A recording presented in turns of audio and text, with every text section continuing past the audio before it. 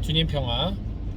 네, 오늘도 부득이하게 좀 운전하면서 영상을 찍게 됐습니다. 오늘 우리 형제 한 명이 이제 금산 공동체로 이동을 하게 됩니다. 그래서 형제 짐 싣고 이사 도와주고 있고요. 저도 이제 며칠 후면 정든 전일을 떠나 대전에서 새로운 수임을 맡아 일을 하게 되는데요. 뭐 아쉬움이 크고 또 갑작스러운 또 수임 이동들이라 당혹감도 있었고 하지만 인생은 나그네 길이죠. 또 수명하면서 가야 되는 이 삶이라서 또 아쉬움일랑 이곳에 묻어두고 새로운 각오로 힘차게 또 새 소임지에서 살겠습니다.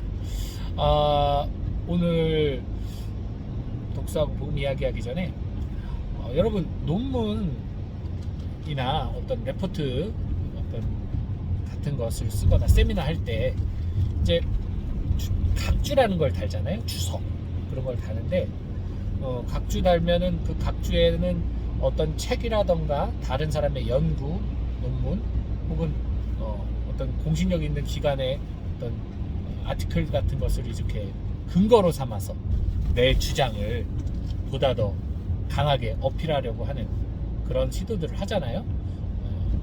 그 이유가 뭐겠습니까? 내 주장, 내가 생각하는 거 이게 옳습니다 라고 말하는 것은 사람들이 이거 뭔데?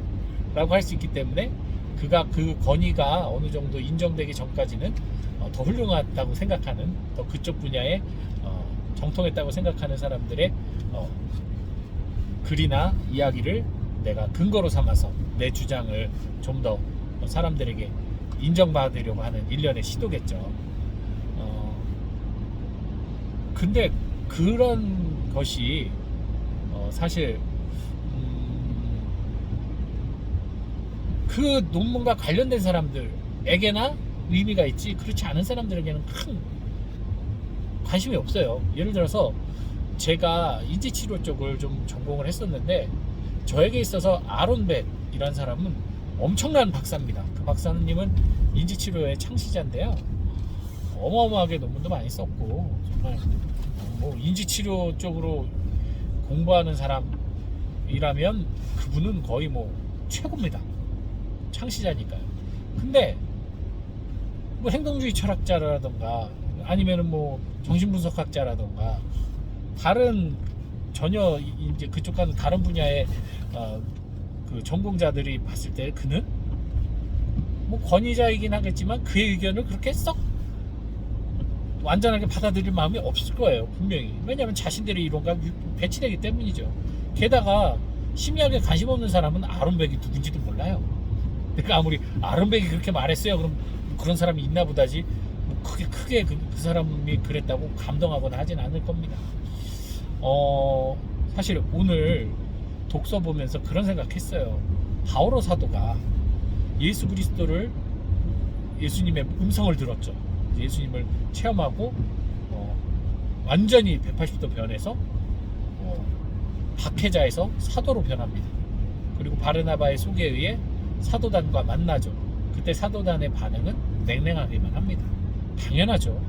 바오로 사도가 박해자였는데 스테파노 돌아가실 때도 그 옆에서 옹호하고 있었던 사람인데 죽여라 하던 사람인데 갑자기 어느 날 나타나서 자기가 예수님에게 직접 뽑힘을 받았고 자기가 사도라고 말하니 사도는 무릇 마티아 사도처럼 자신들이 기도해서 사도단의 안수를 받아야 되는데 어디서 갑자기 외부에서 박해자였던 사람이 나타나서 자기가 사도라고 칭의하니 얼마나 황당하고 거북하겠어요. 오늘날 우리야 바오로 사도의 권위를 인정하고 알지만 그 당시 시대의 사람들은 바오로 사도가 무섭고 그리고 바오로 사도를 인정하기가 쉽지 않았을 겁니다. 예. 그렇지만 또 어떻게 알고 보면 전 신앙적으로는 그렇게도 생각을 해요. 예수님이 직접 뽑아 세운 사도였던 이스가리온 유다가 결국 예수님을 배반했죠. 그렇다면 예수님을 반대하고 박해하던 바오로가 예수님을 믿고 사도가 되는 것 또한 충분히 가능하죠. 회복이죠. 회복. 아담이 범죄하여 인류가 죄악에 빠졌다면 제2의 아담인 예수 그리스도께서 다시 죄를 없애서 회복시킨 것과 같이 그런 의미로도 좀 신앙적으로 받아들여지더라고요. 근데 어쨌든 그 당시 사도들이나 초대 그리스도교인들이 바오로 사도를 받아들이는 데는 상당한 기도와 또 기다림이 필요했을 거라는 생각이 듭니다. 시간이 필요했을 거라는 생각이 들어요. 어쨌든 그런 맥락에서 또 복음을 살펴보면 우리는 요한 세례자가 누군지 잘 알아요. 예수님의 앞서서 이리 오너라, 예수님께서 납신다 하고 앞에서 소리치는 소리요. 또 마지막 예언자로 지상에서 가장 귀한 이로 예수님께서 칭할 만큼 정말 훌륭하신 성인임을 천주교 신자, 개신교 신자들은 알아요. 그런데 그러니까 이제 그분이 내가 봤다, 내가 증언한다, 그 말에 우리는 권위를 느끼죠. 아, 맞아, 그래, 요한께서 저렇게 말씀하셨으니 진짜 예수님은 주님이시구나. 그러나 하느님을 알지도 못하고 성경책을 알지도 못하는 일반 사람들에게 요한은 누군지도 모르는 사람이에요. 듣보잡입니다, 그냥. 그래서 그게 아니 지금 애당초 성경 말씀 자체가 다 거짓인데 무슨 그 증언을 자기끼리 한다고 무슨 의미야? 그렇게 생각할 거란 말이죠. 그런 사람들에게 성경에서 예수님께서 이렇게 말씀하셨으니까 이게 진리고, 성경에서 예수님을 증언했으니까 예수님이 하느님이고, 백날 얘기해봤자 일반 사람들의 귀에는 쇠기의 경읽기와 같다는 거죠. 마치 평생 시골에서 70년을 살으신 할머니한테 뜬금없이 독일 사람이 나타나서 독일말로 내 말을 알아들으라고 하는 것과 비슷하다고나 할까요? 그렇기 때문에 이 권위라는 것은 결국 남의 이름이나 어떤 남의 명성을 빌리는, 명성이나 남의 어떤 그 사람의 권위를 빌리는 것은 한계가 있어요.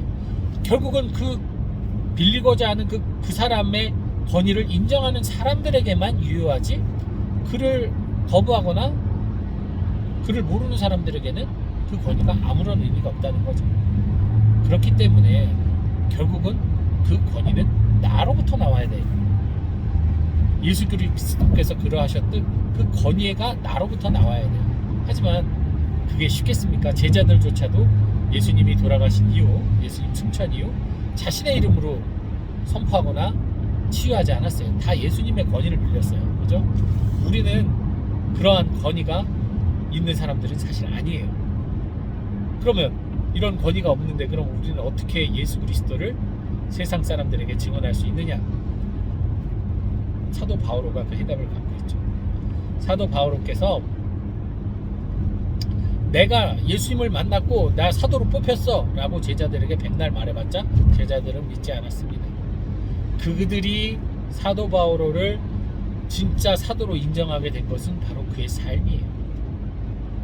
박해자에서 그렇게 돌아서서 예수 그리스도를 위해 온갖 곳을 다 돌아다니면서 수많은 모진 고통을 당하고 결국 순교하신 그 바오로의 삶의 모습이 그의 고백을 뒷받침하고 그의 증언의 권위를 주었다는 거죠. 그렇기 때문에 우리가 누구의 이름으로, 누구 성경의 말씀으로 사람을 회개시키는 것이 아니라 그분들의 성인들의 가르침과 성경 말씀으로 강해진 우리들의 삶의 모범과 우리들의 삶의 선한 영향력으로 하느님을 모르고 복음을 모르는 이들에게 하느님을 알려드려야 된다. 하느님을 선포하는 것. 그럴 때 그것이 전인적인 변화로 사람들을 회개하게 이끈다는 거죠. 이해가 가시죠? 우리의 권위는 주님에게서 나오고요. 우리 안에 주님이 살아계시는 한 그 믿음을 내가 선포하고 그 선포한 대로 살아가는 것, 이것이 관건이라고 봅니다. 물론 저도 마찬가지고 우리 모두 그렇게 하기가 쉽지가 않습니다. 너무나 부족해요. 그래서 결국은 권위를 빌려서 말을 하고 권위를 빌려서 선포를 하죠. 그런 나약함이 있지만 끊임없이 노력하면, 기도하면서 노력하면 바오로 사도도 당신의 삶 전체로 당신이 사도임을 증거하였듯이 우리도 우리의 삶 전체를 끊임없이 성찰해 가면서 전체를 봉헌하고 나아갈 때 마지막 날 마지막 순간에 우리의 권위가 진짜 주님으로부터 인정이 되고 또 그 권위의 영향으로 또 많은 이들에게 구원의 그 문을